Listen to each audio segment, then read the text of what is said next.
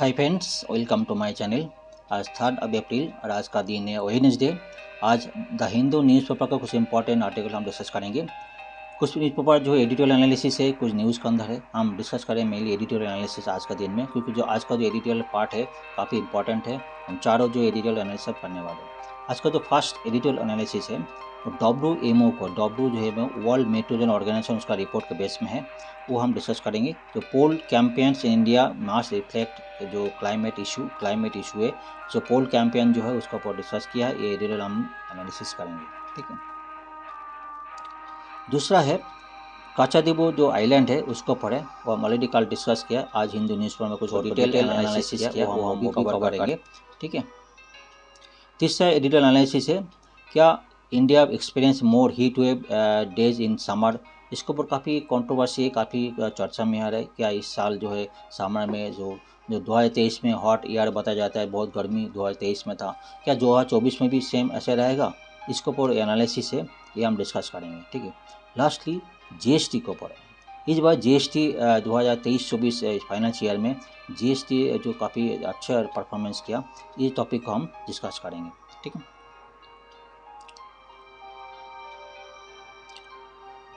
First जो article है उसका कुछ समरी, अभी चारों का समरी एक बार डिस्कस करेंगे, उसके बाद हम डिटेल डिस्कस करेंगे। Poll campaign India must reflect climate issue, उसको बात कर रहे हैं। रिसेंटली जो है वर्ल्ड मेट्रोलॉजिकल ऑर्गेनाइजेशन जो है, ये यूनाइटेड नेशन स्टेट जो है 2023 was the hottest year in recorded in the planet. As पर जो है 2023 का रिपोर्ट है, लेटेस्ट रिपोर्ट है WMO और यूनाइटेड नेशन, इसके हिसाब से बताया जा रहा है 2023 जो है सबसे हॉट ईयर, सबसे गर्मी ज़्यादा था, ऐसा बताया जा रहा है। क्या 2024 में ऐसा रहेगा? ऐसा पूछा जा रहा है।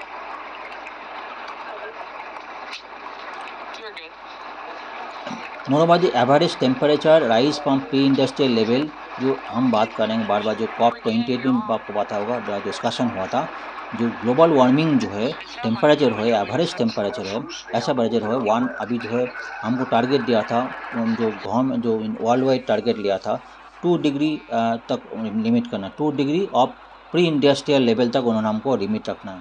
अभी जो है अभी करेंट लिमिट 1.45 डिग्री सेंटीग्रेड में, उसका जो प्लस माने 0.12 डिग्री सेंटीग्रेड हो सकता है। मतलब काफ़ी 1.15 जो मतलब एग्री लिमिट 1.5 डिग्री करना है, लेकिन 2 डिग्री तो मैक्सिमम लेवल में, लेकिन अभी 1.45 की जो टेम्परेचर है रिकॉर्ड, और भी काफ़ी रिकॉर्ड जो है 2023 जो है global warming point of basis में काफ़ी रिकॉर्ड इन्होंने तोड़ा है। जैसे कि record of rice in ocean temperature, जो ओशन टेम्परेचर काफ़ी ज़्यादा हुआ था 2023 में, और ग्लेशियल जो है रिट्रीट हुआ था, और जो डिमिनिशिंग अटलांटिक आइस कवर जो है ब्रोकन, अटलांटिक जो है आइस कवर जो है ब्रोकन हुआ था, तो काफ़ी नहीं कुछ पॉइंट इस काचातीबू ये विवाद, ये काचातीबू जो डिस्प्यूटेड है, इस टॉपिक है। क्या काचातीबू का जो द्वीप है, आइलैंड है, अभी बातचीत चल रहा है, जो इसका क्या इंडिया के अंदर है ना श्रीलंका का, उसका कंट्रोवर्सी है। इस टॉपिक के ऊपर काफ़ी उन्होंने how the Katchatheevu issue has been by political parties Tamil Nadu, especially done by during election season। Election season में क्यों काचातीबू जो आइलैंड है, क्या बर्निंग पॉइंट डिस्कशन हुआ, क्या इसमें कुछ ये कंट्रोवर्सी है? How the event led the transfer of Katchatheevu from India to Sri Lanka, क्या इशू था, ये पॉइंट इसको डिस्कस किया हम। 31 मार्च को 2024 में हमारा प्राइम मिनिस्टर जो ये जो कंट्रोवर्शियल इश्यूज़ को ऊपर उन्होंने कमेंट किया था, उन्होंने ये बोला था the new fact reveal how Congress callously gave away जो है काचातीबू ड्यूरिंग 1974 का हम डिस्कस कर। 1974 में जो इंडिया से जो हमारा प्राइम मिनिस्टर, उस टाइम का प्राइम मिनिस्टर जो इंदिरा गांधी थे, उसने काचातीबू का अपना जो क्लेम था उन्होंने छोड़ दिया था। मतलब कितना जो बताया जा रहा है बेरों में से काचातीबू को उन्होंने छोड़ दिया था, अपना जो क्लेम है उन्होंने श्रीलंका को दिया था। इस टॉपिक के ऊपर हम डिटेल डिस्कस करेंगे। ठीक है। IMD फोरकास्ट बोल रहे वेब जो heat wave, how does the IMD forecast heat wave across different region India. IMD forecast कर रहे इस साल जो है जो कैसे रहेगा। IMD फोरकास्ट जो है, IMD जो predicted above average heat wave जो Indian meteorological department above average days in India impacting multiple region, कई रीजन में जो है IMD इस साल 2024 में जो हीट वेव है कई रीजन में इम्पैक्ट करेगा, इसके ऊपर एज पर IMD के रिपोर्ट में इस टॉपिक के ऊपर हम और डिटेल डिस्कस करेंगे। एल नीनो को टॉपिक डिस्कस किया, ये टॉपिक को हमने डिस्कस किया। लास्टली जो GST टॉपिक है वो टॉपिक हमने और डिटेल हम डिस्कस करेंगे, ठीक है।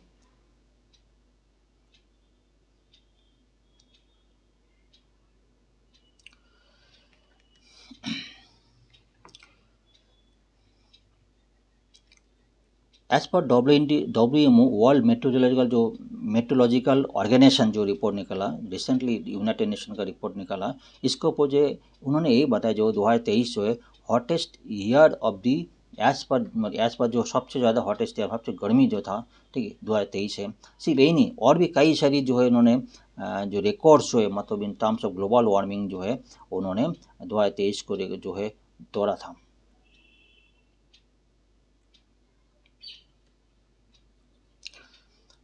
जो ग्लोबल वार्मिंग जो क्या रेट में है अभी, जो इस 2023 में जो 1.45 डिग्री सेंटीग्रेड में एज पर प्री इंडस्ट्रियल लेवल में जितना था, उसके बाद डेवलपमेंट हुआ।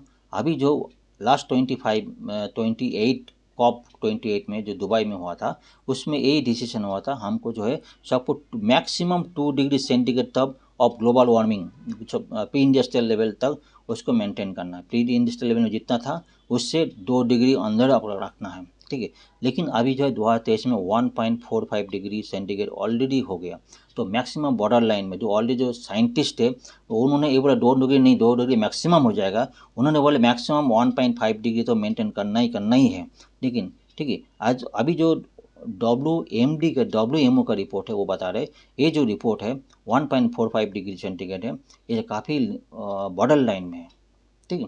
इसमें सिर्फ यही नहीं, कई जो है record rise in ocean temperature है, काफ़ी ओशन टेम्परेचर कल ही डिस्कस किया था। ओशन टेम्परेचर क्या होगा, ओशन टेम्परेचर का ट्रॉपिकल साइक्लोन जो है वो और भी जो हाई स्पीड होगा उसका इंक्रीज जो है पहले 250 था ना, 256 किलोमीटर पर आवर था, अभी 300 के ऊपर किलोमीटर पर आवर जो है ट्रॉपिकल साइक्लोन हो रहा है। मतलब one of the major reason of global warming, ठीक, यही टॉपिक की बात कर रहे हैं। सिर्फ ये नहीं, ग्लोबल ग्लेशियल का जो रिट्रीट हो रहा है ये भी एक बहुत बड़ा इम्पैक्ट रहेगा। जो क्लाउड बर्स्ट हुआ था सिक्किम में, ये भी इसका भी इम्पैक्ट रहेगा। और जो है डिमिशिंग जो है आर्कटिक आइस कवर जो है वो भी ब्रोकन हो रहा है ग्लोबल वार्मिंग वजह से, ठीक है। ये मेजर इशू है जो ग्लोबली जो इसका इम्पैक्ट आगे अभी भी नहीं रोका गया तो आने वाले दिन में और भी ये खतरनाक होने वाला है।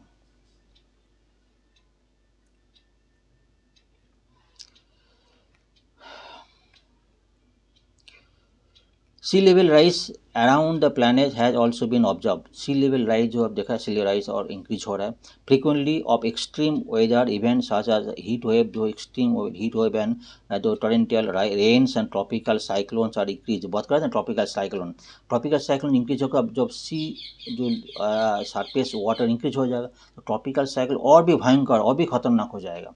ये भी मेजर पॉइंट है। WMO report is therefore extremely worries, काफ़ी ऑल ओवर द वर्ल्ड में काफ़ी वरीज पर भी खतरनाक है।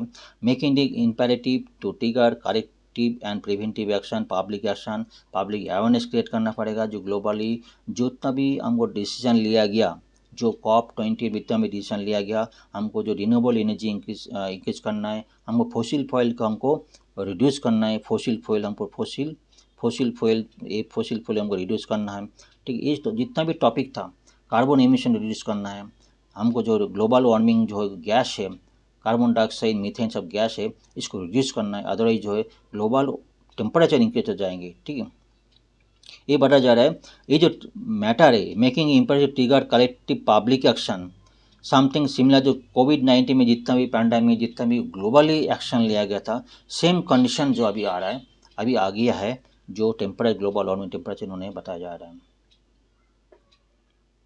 एक्सप्लॉइटेशन नेचुरल रिसोर्स, एक तो मतलब एक्सप्लॉइटेशन नेचुरल रिसोर्स, ठीक है, जो नेचुरल हमारा रिसोर्स है ये बता जाए। Industrial progress since mid 18th century के बाद इंडस्ट्रियल जो प्रोग्रेस हुआ है, ये तो पता है इंडस्ट्रियल प्रोग्रेस हुआ था तो ड्यू टू जो क्वालिटी ऑफ लाइफ सिग्निफिकेंट, जो लाइफ को हमारा सिग्निफिकेंट इंक्रीज करने के लिए कि उसमें टेक्नोलॉजी इम्प्रूव हुआ था, टेक्नोलॉजी जो है इम्प्रूव हुआ था, ठीक, मॉडर्नाइजेशन हुआ था, धीरे धीरे मॉडरेशन इंडस्ट्रियलाइज होते गया, जितना भी इंडस्ट्री होते गया हमको जो डिफॉरेस्टेशन होते गया, डिफॉरेस्टेशन होते गया, फॉसिल फ्यूल यूज होते रहेगा, ठीक है। इससे ग्लोबल वार्मिंग जो ज़्यादा धीरे धीरे इंक्रीज होते गया। एक्सप्लॉइटेशन जो नेचुरल जो बात है, डिफॉरेस्टेशन एक्सप्लॉइटेशन हमारा नेचुरल रिसोर्स है, एक्सप्लॉइटेशन धीरे धीरे करते गए, ठीक है। यूज ऑफ नेशनल रिसोर्स और as alternate adverse effect of environment होता है। यूज ऑफ नेचुरल का फॉसिल फ्यूल का यूज़ करेंगे, उस एनवायरमेंट का एडवर्स इफेक्ट तो रहेगा, ठीक है।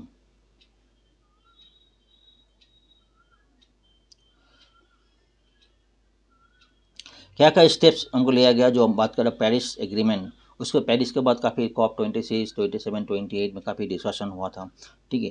COP जो है पेरिस एग्रीमेंट में 2015 में ये डिसीजन लिया था, हमको जो है ग्लोबल टेम्परेचर एज पर प्री इंडस्ट्रियल में जितना था उससे 2 डिग्री सेंटीग्रेड अंदर रखना है, लेकिन कोशिश करना हमको 1.5 डिग्री सेंटीग्रेड रखने का है, ठीक है। उसके बाद जो है एनफोर्स इंटू फोर्स जो लॉ जो है 216 में becoming legal binding to all, उसके बाद सबके लिए लीगल बाइंडिंग के लिए हो गया, ठीक है। India's initiative towards climate change, India के क्या क्या एक्शंस लिया गया था, इन्होंने भी काफ़ी सारी एक्शंस लिया है। The power sector India, for in example government announce national action plan for climate change NAPCC। India government climate change का काफ़ी सारे एक्शन लिया है, आपको पता ही है। ये क्या क्या है, 2070 में उसमें कार्बन जो है नेट जीरो करना है, कार्बन जो है नेट जीरो करना 2070 तक, ठीक है। इसके अलावा जो है 2030 तक, ठीक है, 2030 तक हम क्या करना है, रिन्यूएबल एनर्जी जो है हमको 500 गीगावाट करना है। कितना, 500 गीगावाट करना है। अभी कितना है, अभी 183 के आसपास गीगावाट है। 2030 तक हमको रिन्यूएबल एनर्जी जो है 500 गीगावाट करना है। रिन्यूएबल जो क्या है, तो सोलर एनर्जी है, वाइन एनर्जी है, सब ये सब रिन्यूएबल है, हाइड्रो इलेक्ट्रिसिटी है, ये सब रिन्यूएबल एनर्जी है, ठीक है। इसमें क्या कोल के यूज नहीं होगा, बर्निंग फ्यूल यूज नहीं होगा, ठीक है, ये रिन्यूएबल एनर्जी है, ठीक है। दूसरे नेशनल सोलर मिशन, कुछ दिन पहले आप देखा होगा, जो जिस दिन जो है राम जो जन्म जो उद्घाटन हुआ था, उसमें हमारा इंडियन गवर्नमेंट जो प्राइम मिनिस्टर है, उन्होंने जो है सोलर रूफटॉप सोलर स्कीम के ऊपर 1 करोड़ फैमिली को देने के लिए बातचीत हुई थी। ये वन ऑफ द रीजन है, ये जो है सोलर एनर्जी के लिए, ठीक है। National green hydrogen mission, one of the point, green hydrogen mission जो उसके लिए भी एक पॉइंट है, इसमें ये भी है, हमारा इंडियन इनिशिएटिव है। अदर गोल जो है, जो बात कर रहे थे, इंक्रीजिंग नॉन फॉसिल फ्यूल जो है 500 गीगावाट करना है, ठीक है, 2030 तक जो है। और रिड्यूस जो है projected carbon emission 1 billion ton carbon emission जो रिड्यूस करना है बाय 2030 तक जो है। नेट कार्बन जीरो का करना है, 2070 तक नेट कार्बन जीरो करना है। ये टॉपिक पर हमने ऑलरेडी डिस्कस किया, ठीक है।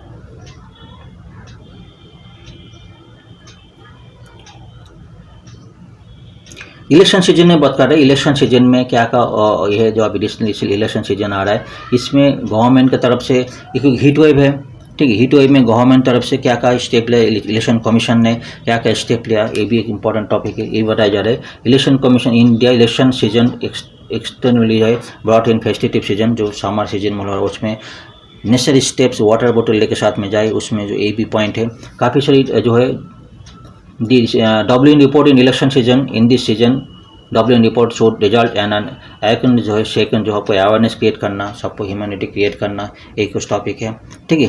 एक कुछ WN का रिपोर्ट बेस में है, एक कुछ बहुत बड़ा चैप्टर है, ब्रॉड चैप्टर है, इसमें कुछ स्लाइड में पॉसिबल ने डिस्कशन करना। ऑलरेडी इस टॉपिक को हमने ऑलरेडी डिस्कस किया, कई अलग अलग टॉपिक में, ठीक है, अलग अलग प्लेटफॉर्म में हमने डिस्कस किया, ठीक है। जैसे कि हमने ग्लोबल COP 28 में काफ़ी डिटेल हमने डिस्कस किया, गवर्नमेंट ने क्या क्या इनिशिएटिव लिया है, वर्ल्ड वाइड क्या क्या इनिशिएटिव लिया है, इसको काफ़ी आर्टिकल आया था, हमने इसको डिटेल्स से हमने डिस्कस किया, ठीक है।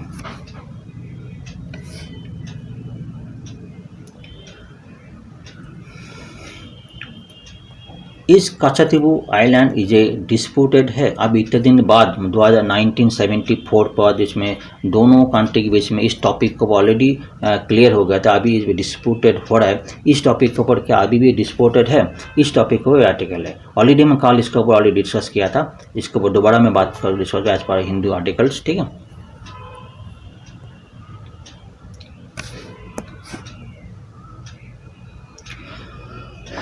रिसेंटली 31 मार्च मतलब लास्ट संडे को हमारा prime minister Narendra Modi controversial topic के ऊपर उन्होंने कुछ उनको कमेंट किया था एज पर उन्हें ट्विटर में, और जो है उन्होंने ये बताया fact that new fact reveal that as पर न्यू फैक्ट जो कांग्रेस जो है कैलाश जो है गिव अवे जो काचादीप आइलैंड टू श्रीलंका जो है एज पर जो उनका जो है हमारा जो दोनों कंट्री के बीच में इंडियन का और जो श्रीलंका के बीच में दोनों कंट्री के बीच में काचादीप आइलैंड है उसके लेकर जो विवाद चल रहा था 1974 में इसका जो एग्रीमेंट हुआ था उसमें इंडिया गवर्नमेंट जो है काचादीप को अपने ऊपर अपना हक जो है उन्होंने छोड़ दिया था।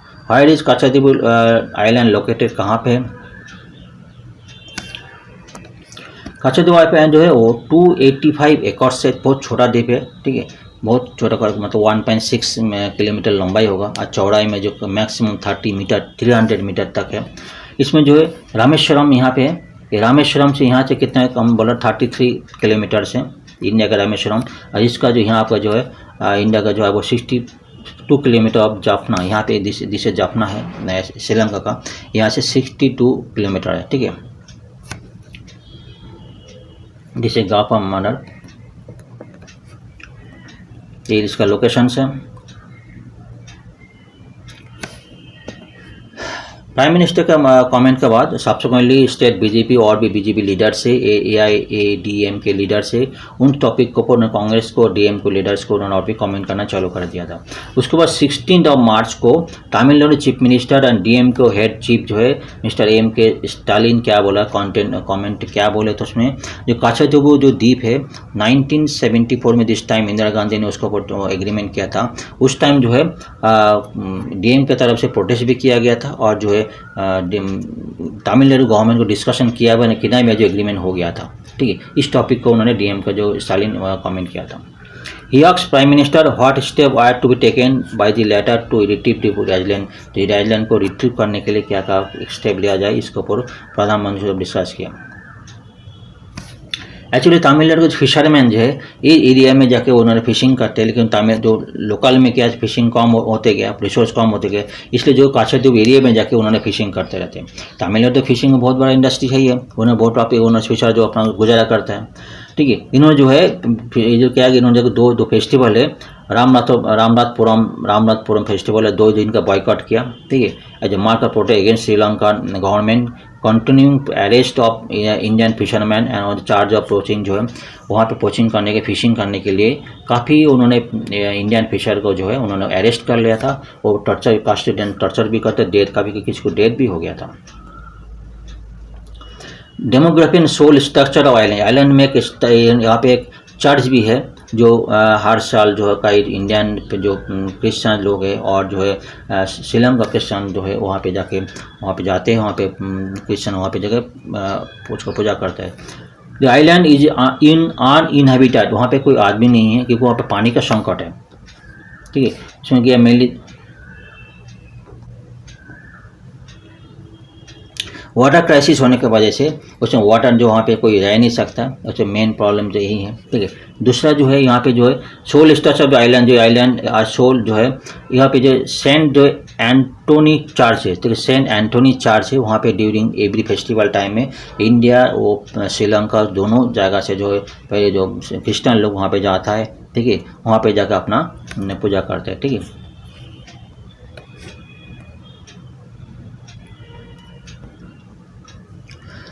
When did Kachadevu become part of Sri-Lanka? कब श्रीलंका का पार्ट हुआ था? During 1974, बहुत ध्यान से देखिए 1974 में the then prime minister Shrimati Indira Gandhi and जो है श्रीलंका जो प्राइम मिनिस्टर श्रीना आरडी जो है भंडारा नायके दोनों जो एग्रीमेंट हुआ था उसमें जो है इंडियन गवर्नमेंट जो अपना जो हक जो काचादीप जो एरिया ये है उस एरिया वो अपना जो है क्लेम जो उन्होंने छोड़ दिया था, ठीक है। The agreement to demarcate the boundaries between the two countries in the historic water of the Palk Strait up to Adam bridge जो है रामेश्वरम के बीच में आदम ब्रिज है, ठीक है, उसमें जो वाटर जो दोनों को एक बॉर्डर लाइन खींचने के लिए उसमें जो दोनों का कंट्री के बीच में एक एग्रीमेंट हुआ था, ठीक है।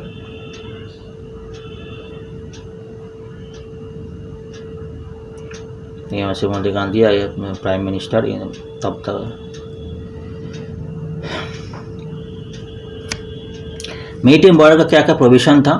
97 agreement east country shall have sovereignty and exclusive jurisdiction, जो अलग अलग कंट्री जो है पाकिस्तान इंडिया जो अलग अलग कंट्री अपना जो सोवरेनिटी और जुरिडिक्शन जो अपना बॉर्डर का अपना मेंटेन करेंगे, ठीक है, वो अपना जो बाहर जाके कुछ वर्क नहीं करेंगे, ठीक है। ओनली नेविगेशनल राइट्स, तो वेसल जो है वेसल वहाँ पर जाके और both Sri Lanka and India over each others water have been preserve, अपना अपने जगह में इंडिया जो श्रीलंका दोनों का जो अपना अपना जगह में जो वेसल है अपना अपना एरिया में जाकर रहेंगे। क्या क्या allowed activities of Indian fisherman India island, India क्या कर सकते हैं, रेस्टिंग कर सकते हैं और जो नेट ड्राइंग कर सकते हैं, visit of annual saint Antony's festival जो चार्ज का फेस्टिवल जा सकते हैं। और क्या क्या नहीं कर सकते, the fishing vessel and fisherman of India shall not engage in fishing in the historic water of the territorial area, जो एरिया है, ठीक है, एक्सक्लूसिव इकोनॉमिक जोन जो इंडिया का एक्सक्लूसिव इकोनॉमिक जोन है उसमें जाकर फिशिंग नहीं कर सकते, ठीक है। उसके बाद 1976 में दूसरा एग्रीमेंट हुआ था, उसमें जो और जो क्लियरिटी हुआ था, इस party as expect the rights of navigation, जो अपना श्रीलंका इंडिया अपना अपना राइट्स जो है नेविगेशन जो एरिया है अपना अपना एरिया में रहेंगे, दूसरे एरिया में जाके नहीं जा सकते, उसमें फिशिंग नहीं कर सकते, ठीक है। रेगुलेशन रूल्स ऑफ इंटरनेशनल जो इंटरनेशनल लॉ है अपना अपना जो है अकॉर्डिंग होता है, एक्सक्लूसिव इकोनॉमिक जोन है, ठीक है, एक्सक्लूसिव इकोनॉमिक जोन है, उसमें जो अपना अपना जगह में अपना फिशिंग करेंगे, जो इंटरनेशनल रूल्स है वो मेंटेन करेंगे। How important that has been the Katchatheevu to the fisher flock, जो फिशर जो कम्युनिटी है उसके लिए कितना इंपॉर्टेंस है बताया जा रहा है। तो एक्चुअली मेनली तमिल लोग काफ़ी फिशरमैन जो है वहाँ पे काचादेवू का फिशिंग करते हैं, उनको गुजारा चलता है, ठीक है। लेकिन इस एक घटना इसके बाद जो है कई सारे देखा गया, कई लास्ट एक दो तीन महीने से कई सारी श्रीलंका जो तमिलनाडु जो है फिशरमैन जो है उसको अरेस्ट कर लेते, श्रीलंकन जो नेवी पर्सन ओपरे करते हैं। 97 पर एग्रीमेंट सप्लीमेंट मैच, अच्छा वो बात हुआ था economic zone and without the express permission of Sri Lanka and India, ठीक है, उसको without the express permission of Sri Lanka and India ऐसा की बातचीत हुई थी।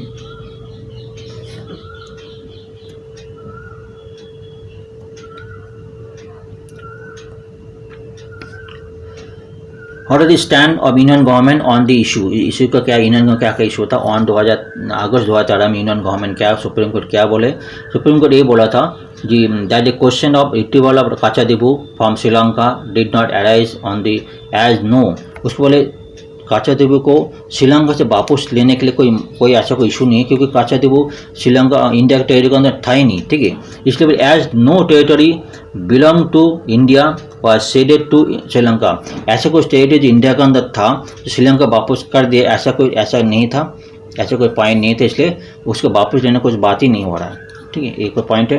दूसरा जो ये continent the island as a matter of dispute between British India and Sri Lanka, उस टाइम अभी का श्रीलंका जो उस टाइम जो ब्रिटिश इंडिया और श्रीलंका का जो डिस्प्यूट था, ठीक है, there is no agree boundary, a matter हुई साइज में सेटल, उसको बाउंड्री नहीं था, और मैटर को बाद में सेटल किया 1974 और 1976 में ये मैटर को शॉर्ट आउट किया था। In December 2022, Indian government, while referring to the agreement, pointed out that it is replied of Rajya Sabha that Kachadevu lies on the Sri Lanka side.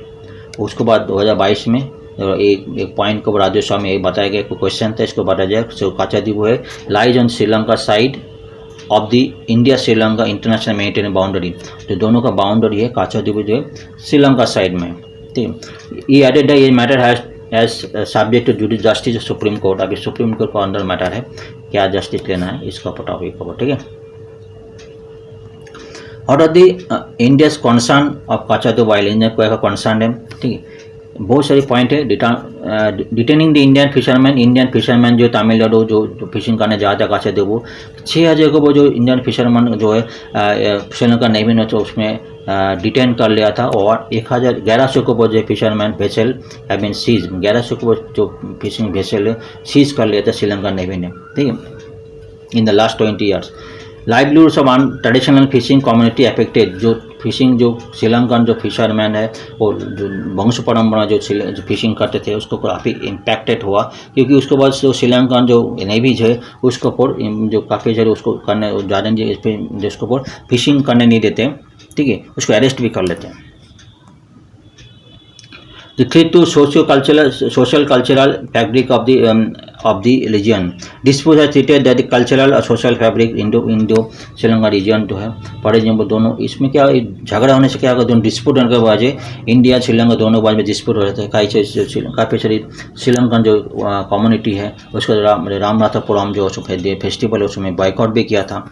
ठीक है, ये भी होता है। दूसरा सबसे मेजर पॉइंट है, ठीक है, जियो स्टडी सिग्निफिकेंस, एक मेजर पॉइंट है। The island had assume significant geo study significance night growing Chinese influence of the Indian ocean. उसमें दोनों अगर श्रीलंका इंडिया डिस्प्यूट करेंगे, इस बीच में चाइना आ जाएगा, चाइना जो आएगा श्रीलंका साइड में लेंगे। इसमें इंडिया के लिए बहुत सारी इंटरनेशनल रिलेशन जो है नेबरहुड रिलेशंस को इसका इम्पैक्ट पड़ेंगे। ठीक है, अंडर में कोऑपरेटिव टेररिज्म जो इंडियन गवर्नमेंट बीच में तो इंटर स्टेट जो है स्टेट टू सेंटर है डिस्प्यूट है, उसका भी जो है वर्ल्ड वाइड को इंटरनेशनल को इम्पैक्ट पड़ेगा। इससे क्या क्या इम्पैक्ट पड़ेगा, determine impact of India improving जो श्रीलंका टाई अप जो है उसका काफ़ी इम्पैक्ट पड़ेगा। जो अगर इसका ऊपर डिस्प्यूट करेंगे, फिर ये पुराना है डिस्प्यूट जो नो टाई अप है वो भी डिस्प्यूट करेंगे। डेमोन्स्ट्रेट इंडिया जो बिग बॉर्डर एटीट्यूड, इंडिया का बिग बॉर्डर जो है और एटीट्यूड है, इंडिया बाकी नेबरिंग कंट्री हेल्प करता है। अगर इंडिया खुद अगर डिस्प्यूट करेंगे, इसको जो इंडिया का एटीट्यूड है उसके ऊपर इम्पैक्ट पड़ेगा। ठीक है, damage the whole architecture of the agreement of neighbourhood country, जो भी नेबरहुड कंट्रीज है उसका जो उसका ऊपर इम्पैक्ट जो है वो भी इम्पैक्ट पड़ेगा। जो जितना भी और भी कंट्री के साथ सराउंडिंग कंट्री से जो एग्रीमेंट हुआ है, तो ये एग्रीमेंट डिस्प्यूट करेंगे तो बाकी के साथ भी तो इम्पैक्ट पड़ेगा। चाइनीज इन्फ्लुएंस है, जो बार बार चाइनीज की इन्फ्लुएंस है, सबसे ज़्यादा खतरनाक चीज़ है, इसका ऊपर इम्पैक्ट पड़ेंगे। क्या करना चाहिए जो, ठीक है, refrain from political retreat, political जो ये सब झमेला है, पॉलिटिकल डिस्प्यूट को दूर रहना चाहिए। नो जो है फाइनलाइजिंग एग्रीमेंट जो ऑलरेडी फाइनल एग्रीमेंट हो गया, उसके ऊपर कोई दोबारा चर्चा ना, उसको दोबारा जो उसको अलाइव ना किया जाए। Look the improve the Indian relation with the neighbourhood, जो नेबरहुड रिलेशंस है, जो नेबरहुड है उसको रिलेशंस मेंटेन करना रखना चाहिए। ठीक है, ये कुछ पॉइंट है। चलिए नेक्स्ट आर्टिकल चलते हैं। आज साइड को बहुत डिस्टर्ब कर रहे हैं आज। Next article related to environment, will India experience more heat wave days this summer. ऐसे तो जो IMD और WMO का रिपोर्ट के हिसाब से 2023 जो है सबसे ज़्यादा गर्मी तो हॉट ईयर था, लेकिन ये भी बताया जा रहा है जो IMD के हिसाब से क्या इस बार जो समर में जो है मोर हीट वेव हीट वेव रहेगा इंडिया का अंदर। IMD प्रेडिक्टेड अबव एवरेज जो है हीट वेव, जो अबव हीट वेव जो एवरेज है उससे भी ज़्यादा हीट वेव रहेगा। कब रहेंगे predicted heat wave days for India this and cash करेंगे इम्पैक्टिंग मल्टीपल रीजन, काफ़ी रीजन में इसका इम्पैक्ट रहेगी। ठीक है, एक तो और जो है एल नीनो का जो इवेंट अभी रिड्यूस हो गया, वीकेंड हो गया, लेकिन फिर भी इसका जो है इम्पैक्ट काफ़ी जगह रहेगा। क्योंकि जो जनरल इलेक्शन, एक तो जनरल इलेक्शन है, काफ़ी लोग वोट देने जाएंगे, तो ये भी कंसर्न है इंडिया के लिए। क्योंकि गर्मी ज़्यादा रहेगा, तो कई हो सकता है उसको सनस्ट्रोक हो सकता है, कोई तबीयत खराब हो सकता है और हीट शो हो सकता है। इसके लिए गवर्नमेंट को लोग अवेयरनेस क्रिएट करना पड़ेगा। जो लोग वोट देने आ रहे हैं उसको पानी लेके आए, इसका कुछ पॉइंट लेके आना, उसको अवेयरनेस इंक्रीज करना पड़ेगा। What does the forecast of the, क्या बता रहे फोरकास्ट, क्या बता रहे IMD forecast said that most India will experience above normal maximum और मिनिमम टेम्परेचर। जो मैक्सिमम मिनिमम टेम्परेचर उससे भी ज़्यादा टेम्परेचर इंडिया के अंदर रहेगा, उसको रहेंगे। एल नीनो इवेंट जो हुई cause weak rainfall and more heat over India has weakened since the beginning of the year. इस ईयर शुरू से जनवरी से एल नीनो का जो इम्पैक्ट कम हो गया, फिर भी इसका इम्पैक्ट कई जगह रहेगा। ठीक है, और भी एक चर्चा में आ जा रहा, ठीक है, जो है since the Pacific Oceans cover almost a third of the earth, जो चेंजेस एनी चेंज इसका जो है पैसिफिक ओशन मैक्सिमम कवर करता है, इसलिए कोई भी चेंज यानी सरफेस टेम्परेचर चेंज में क्या है उसके इम्पैक्ट काफ़ी रहेंगे। तो लास्ट आर्टिकल हम डिस्कस किया, तो सरफेस टेम्परेचर अगर सी का इंक्रीज हो जाएगा तो उसका स्टॉर्म हो सकता है, कई जो इम्पैक्ट हुए क्लाइमेट चेंज के इम्पैक्ट पड़ेंगे। फोरकास्ट और भी कुछ पॉइंट को उन्होंने फोरकास्ट डिसीजन कर रहे हैं। जनवरी 2024 was the warmest in 175 year. 175 साल में जो जनवरी जो गर्मी था सबसे जो वार्मेस्ट तो मंथ था as per US national ocean जो है रिपोर्ट के हिसाब से। The average global land and ocean surface temperature also higher. तो एवरेज जो ग्लोबल लैंड ओशन टेम्परेचर था उसको भी सबसे ज़्यादा था। दी El Nino, however, likely to weaken during the upcoming season. Some models even predicted that the possibility to La Nina condition भी कर सकता है. La Nina में क्या कभी जगह तूफान अच्छा रेनफॉल हो सकता है. हीट वेव क्या है? A period of abnormal high temperature is called heat wave. कोई सबसे ज़्यादा पीरियड अगर हीट वेव रहेंगे उसको एबनॉर्मल भी ज़्यादा रहेगा उसको हीट वेव बोलेंगे. एज पर IMD जो है कई जगह में 40 डिग्री सेंटीग्रेड ऊपर जो है टेम्परेचर रहेगा और एटलीस्ट 30 डिग्री सेंटीग्रेड हिल मतलब प्लेन में 40 डिग्री सेंटीग्रेड ऊपर और हिल स्टेशन में जो 30 डिग्री सेंटीग्रेड रहेंगे और जो डिपार्चर में कम होते रहेंगे उसको 4.5 to 6.5 डिग्री डिपार्चर रहता है कम होता रहता है उसको जो उसमें क्या हीट वेव बोलेंगे. ठीक है. IMD also declare the heat wave if the actual maximum temperature 45 degree centigrade हो और सीवियर हीट वेव जो है if the क्रॉस जो है 47 डिग्री हो severe temperature heat wave condition को डेफिनेशन देगा. मतलब हीट वेव किसको बोलेंगे. ठीक है. इसको जो है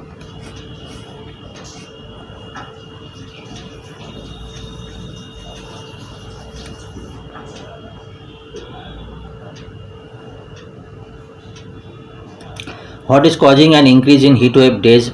हीट वेव डेज इंक्रीज हो जाएगा तो क्या इम्पैक्ट पड़ेगा आदमी के हेल्थ के ऊपर क्या इम्पैक्ट पड़ेगा. ठीक है. वो पॉइंट डिस्कस कर रहा है. Study publish in the journal PLOS climate in 2023 में यह बताया जा रहा है ड्यू टू जो हीट वेव आ रहा है due to climate change recording intensive heat fall हो रहा है हीट वेव आ रही है तो क्लाइमेट चेंज क्यों होता है जो ग्लोबल वार्मिंग की वजह होता है. Data from April 2022 use that study also कर that abnormal temperature cause due to climate change several impact over 90% of India से 90% ऊपर जो है हीट वेव आ रही है due to climate change. An increase in number of heat wave days in the intensity can extract steep cost affecting the livelihoods. आदमी का livelihoods health का इम्पैक्ट पड़ेगा आदमी का जो डिजीज़ की इंक्रीज पड़ेगा काफ़ी सारी सनस्ट्रोक इंक्रीज होगा ये सब इम्पैक्ट है.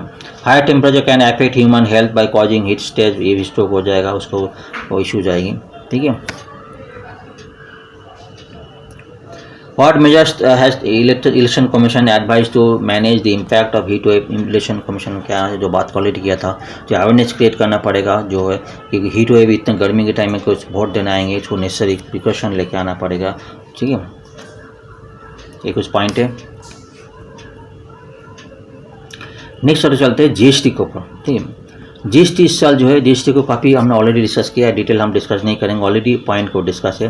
एक्चुअली हम डिस्कस करेंगे क्या कितना GST कलेक्शन होगा GST को डिपेंड करेंगे जो हमने ऑलरेडी डिस्कस इंडिया कितना 47 लाख करोड़ जो है उसका लाख करोड़ इंडिया का कितना है खर्चा है बजटेड खर्चा है 47 लाख करोड़.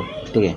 अभी आमदनी इनकम कितना होगा 30 लाख करोड़ से 30 लाख करोड़ LC 30 लाख करोड़ खर्चा कितना 47 लाख करोड़. ठीक है. हम जितना GST इंक्रीज होगा ठीक है GST कलेक्शन टैक्स और इनडायरेक्ट डायरेक्ट टैक्स कलेक्शन और भी अदर सोर्स में कलेक्शन जितना होगा तो अपने फिजिकल डेफिसिट कम हो जाएगा. मेन मुद्दा इसमें है. ठीक है. GST कलेक्शन कितना हुआ मार्च महीने में जो 1.78 लाख करोड़ GST कलेक्शन हुआ.